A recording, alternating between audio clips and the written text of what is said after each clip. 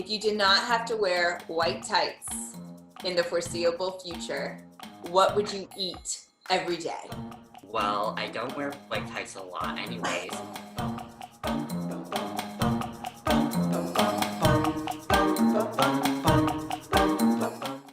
All right, we're back with part 2, week 2 with Só Dança and our series Bar Talk. We have Jim Nowakowski here from Man Crush Monday. Hi, Jim.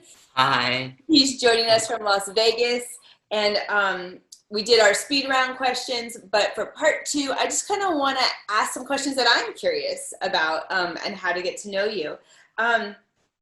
What inspired you to dance? I know your sister took you to class, but was there that like aha moment? Yeah, I was put into dancing so young. I think it was just moving and I was so active as a child. The costumes, the lights, the makeup, it all was so fun to me. And the challenge, especially when I went to a ballet school and it was very new, the whole challenge of it all. And then as I got kind of older in my teens, not to be too deep, but just the feeling on stage, I went through not always feeling the most handsome, or I was born with a cleft lip and palate, and I felt I was shorter. I'm only 5'6" now, so imagine when I'm, 13, 14, and I didn't always feel like a prince. But when I was on stage, I felt like I could be anything, and I felt like I was the most handsome and beautiful man, and no one could take that away from me. Until I got off stage. But but yeah, when I was on stage, I felt so safe, and I felt no one could touch me and bully me and make fun of me, and I felt like on cloud 9 every time. I love that. Can you imagine if all of us kind of took that into our everyday life, of how powerful we would have been at that age, right? Like yes, that power totally. and that freedom that we felt on stage, if we could say, I want to live every day like this, Most definitely. I think that that's an amazing thing. Okay, can you talk to me, everybody loves it, can you talk to me about how you auditioned for So You Think You Can Dance and what your experience was and which season you were? Yes. I was on season 12 of So You Think You Can Dance, and I had been with Houston Ballet for 8 seasons, and I was dealing with an injury off and on for a really long time, and then I finally got surgery. Long story short, was out again, and decided, okay, I'm going to take a break from company life. I'm going to go back home, retrain, and re-audition. And that summer, So You Think You Can Dance was happening. And I was like, well, I won't be having to do double tours 5th to 5th. Maybe it'll keep me busy in the summer. Who knows? Why not? So I decided to go and do the audition. I stood in line at 5 a.m., like the whole process. And, then long story short, I made the show. And at that point in my life, it was incredible because it's what I needed. I felt my confidence was down. I didn't feel like I knew if I even wanted to dance anymore. I was always in so much pain dancing. I was just burnt out. And I think that that's okay, because then doing So You Think You Can Dance and that show, being surrounded around so many different dancers and choreographers, it brought that light and confidence and that love again. And I know a lot of people were like, oh, what are you doing? And that's so cheesy.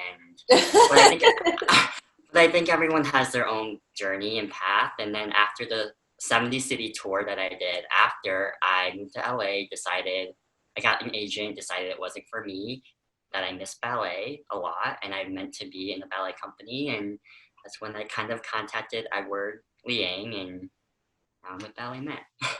That's so amazing. Okay, so let me ask you this. How did you handle like hip-hop? Or ballroom. Well, my journey on So You Think, I felt a little unlucky because I had hip hop 3 times, and it was really difficult. And, you know, the judges kept saying, you know, we know you're not a hip hop dancer, but you have to, you know, learn to like adapt. And that's the journey of the show, right? And the process was really cool and really fun, but really challenging. But ballroom was also, I was looking forward to it because I love ballroom. Yeah. That was the day, that was the week I like broke down. I was like, I can't do this. I'm gonna be such an embarrassment on television. I can't pick this up. Like, so it was hard for sure. Oh my gosh. Because, you know, I look at that because in my soul, I'm like an everything dancer, you know, like Yes. a princess, like I'm all Yes. of it, you know, even with the hair. But, Yes. you know, and then in the reality of it, I'm like, holy crap, like how are they doing this, you know? I know. I think I that's know. what's beautiful about it. Okay. Is there a favorite role that you've gotten to dance of all time? Ooh, of all time. Well, our favorite role and that a role that was significant was when I came back from my injury at Houston Ballet. I got to do Puck in John Neumeier's Midsummer. Uh-huh. And so coming back, I was off stage. I was off from dancing on the stage for 10 months. I got thrown into this new role. I love character roles. It was my first like principal role in a full-length ballet. A lot of heavy dancing for him as well. And it was really fun. It was a very big defining moment for me. So between you, me, and Mr. Liang, is there a role that you really want to do in the future? Oh, there's a few. I would love to do like Colas and La Fille. I would love to do Prodigal Son. And I would love to do In the Middle, Somewhat Elevated Foresight because I missed it twice when I was in Houston. So that's like on my bucket list. So Okay. a few roles, yeah. Mr. Liang, there you go.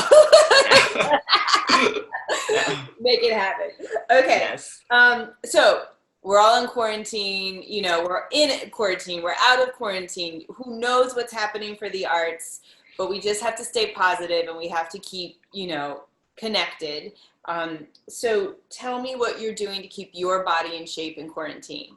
I am working out every day. I am doing Pilates. I'm doing all of it, but it seems like it just goes boom, boom, boom all over the place. Yes. So tell me what you're doing. Yeah, no, I feel like we all feel that way. If I'm being honest, I was very heavily active in the beginning, and the past 3 weeks, I slowed down the pace a little bit. For myself mentally as well. But I do floor bar, I do with my friend gyrotonics, and then I do ballet, bar, and some center now 3 times a week. Before I was doing it 5 times a week, and it was I stepped back a little bit, and I just got back from Colorado. I went on a road trip and I came back and I feel so refreshed and ready to go again. So those 3 weeks were kind of nice to kind of slowly take a break from it a little bit. Something that athletes do better than dancers is the recovery time. Like they take a full month off or but dancers were so trained of like, you take 1 week off, it takes 2 weeks to get back. But I do think that this time is teaching dancers that, interpersonal and normal life connection is really important. I think it's also teaching dancers that it's okay to take a break because you do have to be refreshed to be like, I want to come back, you know. Most definitely. You know, yeah. And as much as we do have the online bars and we have Zoom that's like connecting us, it's also a little depressing. Like, when do I get back in the studio? You know, at the same time, there's like a balance. Have you seen the Swans for Relief video? Yes. Okay, so I watch it and I cry because they're gorgeous, right? Mm-hmm. But then I also watch it because these beauties, I start crying because these beauties are doing something so beautiful, not in an opera house, in their apartment. Yes. So I feel both sides of it, you know, at the same time. So I totally understand what you're saying. All right, this is a fun question. Okay. Ready? If you did not have to wear white tights in the foreseeable future, what would you eat every day? Well, I don't wear white ties a lot anyways, but no, I mean, I love sugar. People who know me are just like, Jim's eating candy again, or Jim, you're sick, you can't be eating sugar right now. Is it more Um, chocolate or more like gummy candy? it's like gummy candies and pastries, like a donut and a croissant and a cream puff and a Okay. cookie. Um, so but if I'm being honest, if I was doing like, rubies, I would probably maybe cut back on that a little bit. Okay, fair enough. All right, so this is our last question. Can you believe it? Like, we're almost over. Okay. Okay, Uh-huh. so I always end with this question. If you could give words of wisdom to your younger self, what would they be? Oh my gosh. Words of wisdom to yourself. There's so many, but every everyone's journey is different, and your trajectory in life may be completely different from someone's, and that's okay, as long as you are still being fulfilled and passionate and loving what you're doing. And everyone has their own timeline in life, so someone may be getting to do those opportunities sooner and get promoted to principal when they're 22, and you may get promoted when you're 30, but that's okay. And remember that, it's not sometimes who gets to the finish line first, it's what they do after they get to the finish line. Yeah. I don't know. No, I think that's brilliant. Oh my gosh, Jim, thank you so much for being here with us today. You're such a Thank joy you. and such a spirit. Please, everybody, visit the YouTube page. Like, we have tons of interviews. They're just fun to throw on as you're taking a run or at the gym. They're really fun to listen to. And thank you again for joining us here with Só Dança. And we're going to dance out. Are you ready? Yes. Okay. Yes.